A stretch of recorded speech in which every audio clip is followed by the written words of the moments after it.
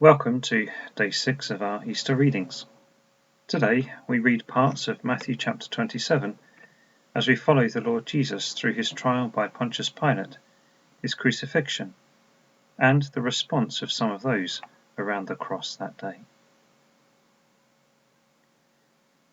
When morning came, all the chief priests and elders of the people plotted against Jesus to put him to death.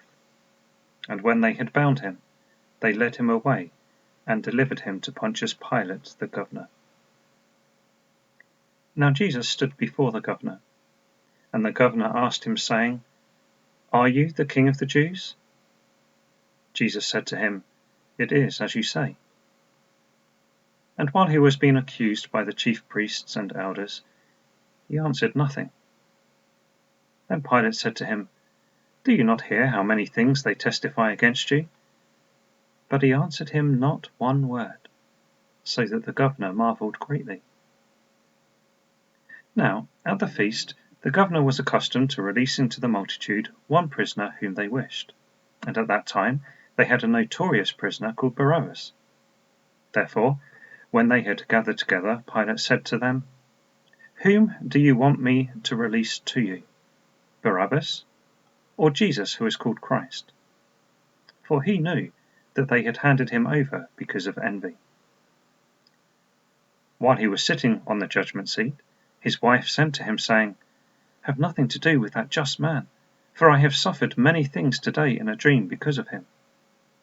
But the chief priests and elders persuaded the multitudes that they should ask for Barabbas and destroy Jesus. The governor answered and said to them, "Which of the two do you want me to release to you?" They said, "Barabbas." Pilate said to them, "What then shall I do with Jesus, who is called Christ?" They all said to him, "Let him be crucified." Then the governor said, "Why? What evil has he done?" But they cried out all the more, saying, "Let him be crucified." When Pilate saw that he could not prevail at all, but rather that a tumult was rising, he took water and washed his hands before the multitude, saying, "I am innocent of the blood of this just person. You see to it." And all the people answered and said, "His blood be on us and on our children." Then he released Barabbas to them, and when he had scourged Jesus, he delivered him to be crucified.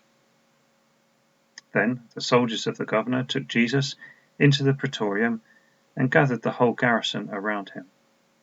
And they stripped him and put a scarlet robe on him. When they had twisted a crown of thorns, they put it on his head and a reed in his right hand. And they bowed the knee before him and mocked him, saying, "Hail, King of the Jews!" Then they spat on him and took the reed and struck him on the head. And when they had mocked him, they took the robe off him, put his own clothes on him, and led him away to be crucified.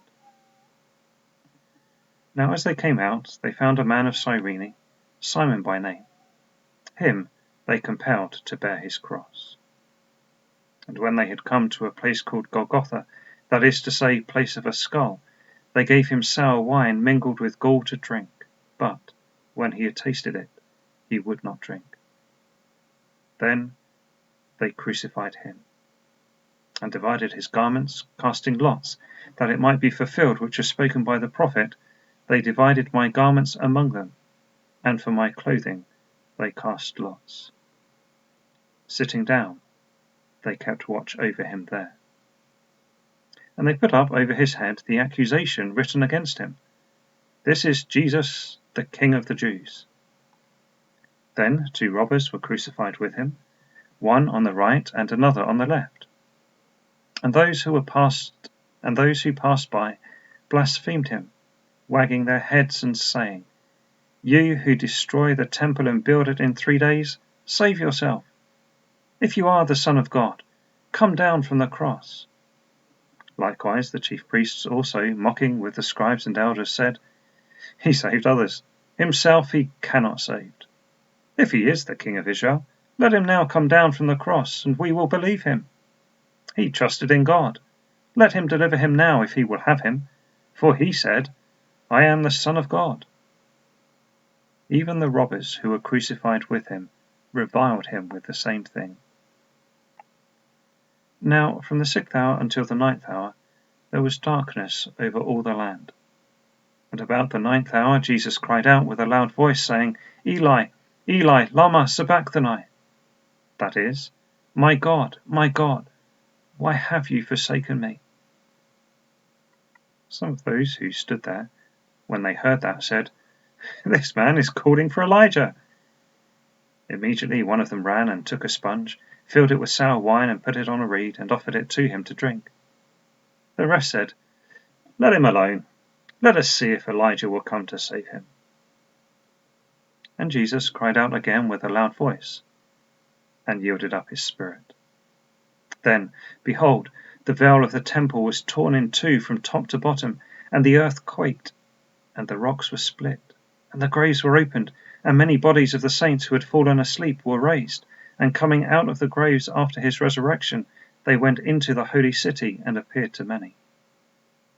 So, when the centurion and those with him who were guarding Jesus saw the earthquake and the things that had happened, they feared greatly, saying, Truly, this was the Son of God.